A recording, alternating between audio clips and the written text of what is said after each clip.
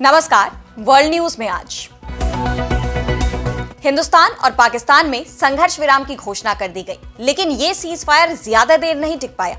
पाकिस्तान ने कुछ ही घंटों में दोबारा गोलीबारी शुरू कर दी।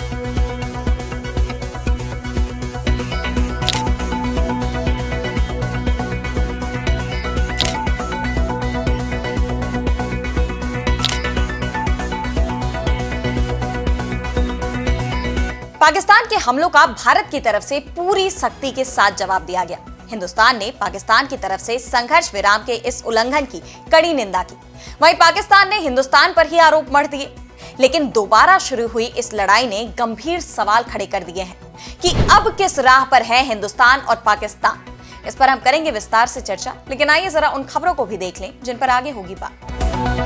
भारत पाक में सीज फायर के बाद अमेरिकी राष्ट्रपति ट्रंप ने कश्मीर मुद्दा सुलझाने का दिया प्रस्ताव। चीन ने पाकिस्तान की संप्रभुता के साथ खड़े होने की कही बात। रूस यूक्रेन में हो सकता है युद्ध विराम। पुतिन ने यूक्रेन से सीधी बातचीत का दिया प्रस्ताव। इस्तांबुल में हो सकती है अहम बैठक। बांग्लादेश की अंतरिम सरकार का बड़ा फैसला। यूनूस सरकार ने पूर्व पीएम शेख हसीना की पार्टी अवामी लीग पर लगाया बैन। और चलते चलते में देखेंगे एक महिला की अनोखी कहानी को। क्यों इस महिला का तालाब में बीतता है पूरा दिन। इन सभी खबरों पर हम आगे विस्तार से करेंगे बात, लेकिन पहले एक नजर हेडलाइंस पर। अमेरिका और चीन के बीच टैरिफ पर आज फिर होगी बातचीत। ट्रंप बोले हम प्रगति पर हैं। चीन पर टैरिफ घटा सकता है अमेरिका।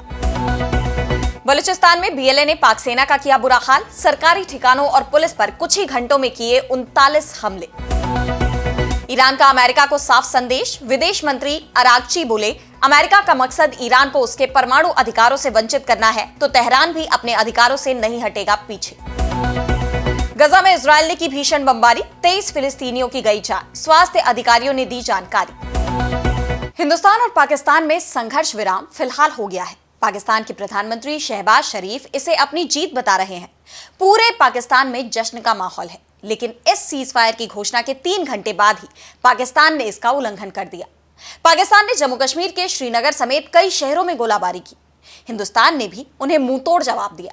रात में ही हिंदुस्तान के विदेश सचिव विक्रम मिस्री ने प्रेस कॉन्फ्रेंस की और पाकिस्तान की तरफ से सीज फायर के इस उल्लंघन की कड़ी निंदा भी की। उन्होंने कहा, भारत और पाकिस्तान के डीजीएमओज के बीच जो पिछले कुछ दिन से चल रही सैन्य कार्रवाई को रोकने का समझौता आज शाम को हुआ था। पिछले कुछ घंटों से इस समझौते का पाकिस्तान की ओर से घोर उल्लंघन हो रहा है। भारतीय सेना जवाबी कार्रवाई कर रही है और इस सीमा अतिक्रमण से निपट रही है।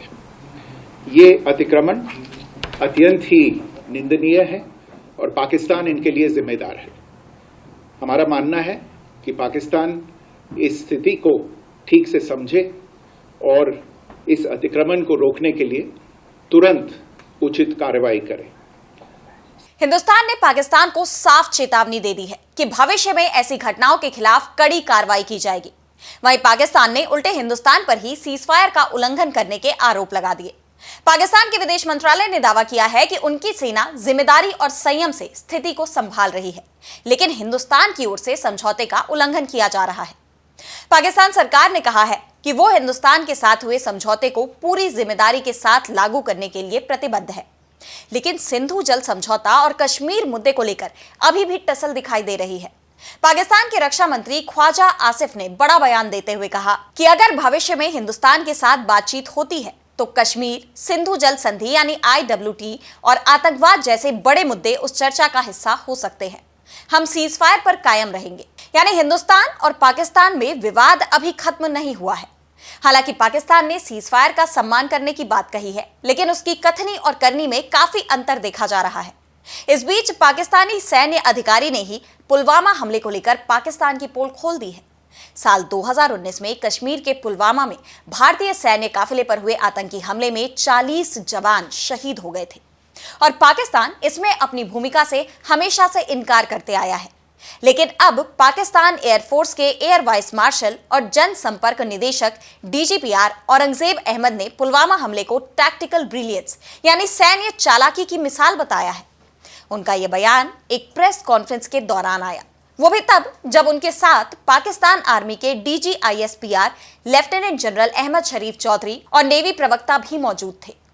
औरंगजेब अहमद के इस बयान को पाकिस्तान के कबूलनामे के तौर पर देखा जा रहा है।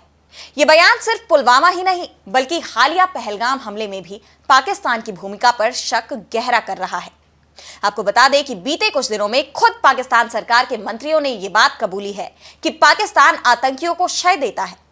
अब ऐसे में सवाल ये उठते हैं कि आने वाले वक्त में हिंदुस्तान और पाकिस्तान के रिश्ते किस दिशा में आगे बढ़ेंगे? क्या ये सीजफायर बरकरार रह पाएगा? बहरहाल ये तो आने वाला वक्त ही बताएगा। और अब बढ़ते हैं अगली खबर की तरफ, जहां हम बात करेंगे अमेरिका चीन के रुख की। तो अमेरिकी राष्ट्रपति डोनाल्ड ट्रंप ने हिंदुस्तान और पाकिस्तान के बीच हाल के तनाव को कम करने और सीजफायर समझौते में मध्यस्थता का श्रेय लिया है।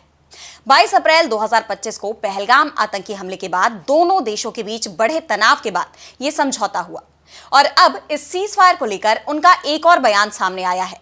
ट्रंप ने कहा कि मैं हिंदुस्तान और पाकिस्तान के मजबूत नेतृत्व पर गर्व करता हूं।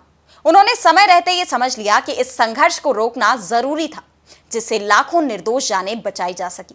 ये फैसला न केवल बहादुरी भरा है बल्कि इन दोनों देशों की विरासत को और गौरवशाली बनाता है। इसके साथ ही ट्रंप ने हिंदुस्तान को एक और विवाद सुलझाने की पेशकश कर दी।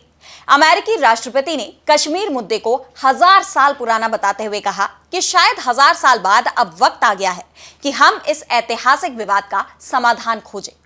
हालांकि कश्मीर को लेकर हिंदुस्तान की नीति स्पष्ट रही है कि ये उसका आंतरिक मामला है।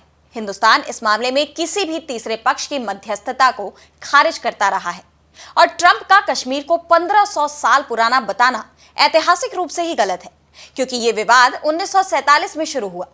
इससे उनकी मध्यस्थता की विश्वसनीयता पर भी सवाल उठते हैं।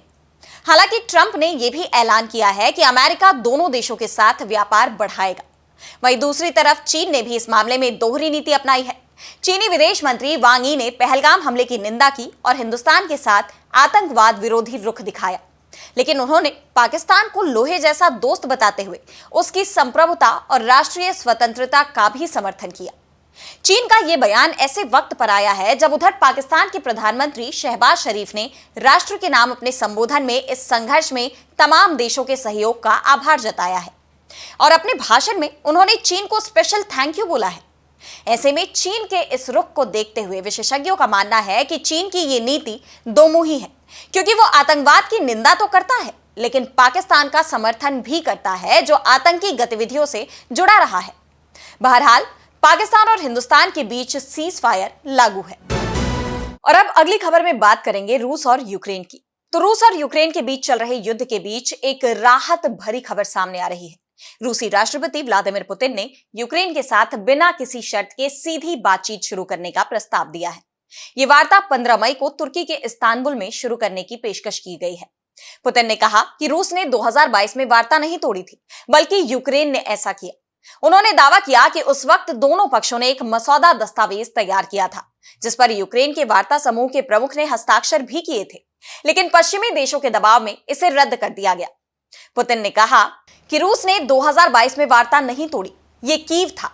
फिर भी हम प्रस्ताव कर रहे हैं कि कीव बिना किसी पूर्व शर्त के सीधी वार्ता फिर से शुरू करे। सब कुछ के बावजूद हम कीव अधिकारियों को गुरुवार को इस्तांबुल में वार्ता फिर से शुरू करने की पेशकश करते हैं। पुतिन ने आगे ये भी कहा कि रूस ने कई बार युद्ध विराम का प्रस्ताव रखा, लेकिन यूक्रेन ने इनका कोई जवाब नहीं दिया। उन्होंने आरोप लगाया कि युद्ध विराम के दौरान भी यूक्रेन ने रूसी सीमा पर 5 बार हमले किए।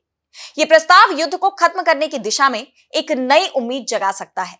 हालांकि यूक्रेन की ओर से अभी तक इस प्रस्ताव पर कोई आधिकारिक प्रतिक्रिया नहीं दी गई है, लेकिन पूरी दुनिया की नजर इस बात पर टिकी है कि क्या ये वार्ता शांति की ओर ले जाएगी। और अब अगली खबर में बात करेंगे बांग्लादेश की। तो बांग्लादेश की राजनीति में एक लंबे वक्त से उथल-पुथल मची हुई है। शेख हसीना सरकार के तख्ता पलट के बाद मोहम्मद यूनुस के नेतृत्व में बांग्लादेश में अंतरिम सरकार का गठन तो हो गया, लेकिन देश के हालात लगातार तनावपूर्ण बने रहे। यूनुस सरकार लगातार पूर्व पीएम शेख हसीना के खिलाफ एक के बाद एक सख्त कार्रवाई कर रही है। पहले ही हसीना और उनके परिवार के कई सदस्यों के खिलाफ अरेस्ट वारंट जारी कर दिया गया है और अब उनकी पार्टी अवामी लीग के खिलाफ यूनुस सरकार ने बड़ा एक्शन ले लिया है। बांग्लादेश की अंतरिम सरकार ने बड़ी कार्रवाई करते हुए पूर्व प्रधानमंत्री शेख हसीना की पार्टी अवामी लीग पर बैन लगा दिया है। यह फैसला मोहम्मद यूनुस की अध्यक्षता में कैबिनेट बैठक में लिया गया। और इसके लिए इंटरनेशनल क्राइम्स ट्रिब्यूनल कानून में भी संशोधन किया गया, जिसके बाद सरकार को किसी भी राजनीतिक दल, उसके नेताओं के खिलाफ मुकदमा चलाने की इजाजत मिल गई। यूनुस सरकार का यह कदम आतंकवाद विरोधी कानून के तहत उठाया गया है।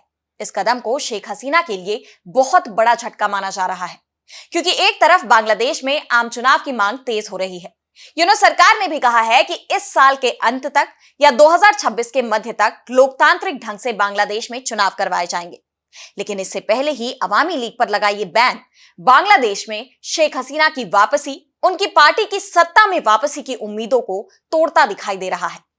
यूनुस सरकार के कार्यालय की तरफ से इस कार्रवाई को लेकर बयान जारी किया गया, जिसमें कहा गया कि अवामी लीग पर यह प्रतिबंध तब तक लागू रहेगा जब तक अवामी लीग और उसके नेताओं के खिलाफ अंतरराष्ट्रीय अपराध न्यायाधिकरण यानी आईसीटी में चल रही सुनवाई पूरी नहीं हो जाती, ताकि देश की सुरक्षा और संप्रभुता की रक्षा की जा सके। इस संबंध में आधिकारिक राजपत्र अधिसूचना अगले कार्य दिवस पर जारी की जाएगी। वहीं अवामी लीग ने इस बैन का विरोध जताया है। उनका कहना है कि यूनुस सरकार का यह कदम दमनकारी और अलोकतांत्रिक है। यूनुस सरकार का यह फैसला बांग्लादेश को तानाशाही की दिशा में धकेल रहा है। अवामी लीग ने अंतर्राष्ट्रीय समुदायों और मानवाधिकार संगठनों से अपील की है कि वे इस अलोकतांत्रिक फैसले की कड़ी निंदा करें और साथ ही लोगों से एकजुटता दिखाने की भी अपील की गई है। अवामी लीग ने कहा है कि उनकी पार्टी पर यह प्रतिबंध लगाकर बांग्लादेश की पहचान को मिटाने की कोशिश की जा रही है। ये बांग्लादेश के इतिहास का काला दिन है। यूनुस सरकार के इस कदम ने बांग्लादेश में राजनीतिक भूचाल ला दिया है। आपको बता दें कि 5 अगस्त 2024 को बांग्लादेश में तख्ता पलट के बाद से ही शेख हसीना हिंदुस्तान में शरण लिए हुए हैं और अब यूनुस सरकार की इस कार्रवाई ने उनकी बांग्लादेश वापसी की संभावनाओं को लेकर एक बार फिर सवाल खड़े कर दिए हैं। और अब चलते चलते में बात करेंगे दिन के 12 से 14 घंटे पानी में बिताने वाली महिला की। तो पश्चिम बंगाल के कटवा जिले के गोवई गांव में एक 60 वर्षीय महिला की कहानी हर किसी को हैरान कर देती है। ये महिला पिछले 20 सालों से हर दिन 12 से 14 घंटे पानी में बिताती है। उनका दिन सूरज उगने से पहले ही शुरू हो जाता है, जब वे तालाब की ओर चल पड़ती हैं। सुबह से शाम तक जब सूरज डूबने लगता है, तब तक वे पानी में खड़ी रहती हैं, लोगों से बात करती हैं और वहीं खाना खाती हैं। ये कोई साधारण शौक नहीं है, बल्कि एक गंभीर बीमारी का अनोखा समाधान है। लगभग 20 साल पहले 1998 में इस महिला को एक अजीब बीमारी ने जकड़ लिया। उनकी त्वचा पर लगातार जलन होती थी, जो धूप और गर्मी में और बढ़ जाती थी। इस असहनीय तकलीफ से राहत पाने के लिए उन्होंने तालाब में समय बिताना शुरू किया। पानी में रहने से उनकी त्वचा को ठंडक मिलती थी और जलन शांत हो जाती थी। धीरे धीरे ये उनकी दिनचर्या का एक हिस्सा बन गया और अब ये आदत इतनी गहरी हो चुकी है कि गांव वाले उन्हें तालाब की आत्मा तक कहने लगे हैं। महिला की बेटी बताती हैं कि शुरू में परिवार को उनकी ये आदत अजीब लगती थी, लेकिन बीमारी का कारण समझने के बाद सभी ने इसे स्वीकार कर लिया। पानी में रहकर न सिर्फ उनकी शारीरिक तकलीफ कम होती है, बल्कि उन्हें मानसिक शांति भी मिलती है। तालाब में वे शांत रहती हैं, आसपास के लोगों से हंसी मजाक करती हैं और हल्का खाना खाती हैं। ये उनके लिए एक सुरक्षित आश्रय बन चुका है। गांव वालों के लिए ये नजारा अब आम हो चुका है। लोग उनकी इस आदत को देखकर कभी आश्चर्य करते हैं, तो कभी उनकी हिम्मत की भी तारीफ करते हैं। ये महिला अपनी बीमारी से जूझते हुए भी जिंदगी को अपने तरीके से जी रही हैं। पानी में बिताया उनका हर पल न केवल उनकी तकलीफ को कम करता है, बल्कि उनकी जिजीविषा को भी दर्शाता है। ये कहानी ना सिर्फ अनोखी है, बल्कि ये भी दिखाती है कि इंसान अपनी मुश्किलों से निपटने के लिए कितने अद्भुत रास्ते खोज सकता है। तो आज इस वर्ल्ड बुलेटिन में इतना ही। देश दुनिया की तमाम बड़ी खबरों के लिए बने रहिए डीबी लाइव के साथ और मुझे दीजिए इजाजत। नमस्कार।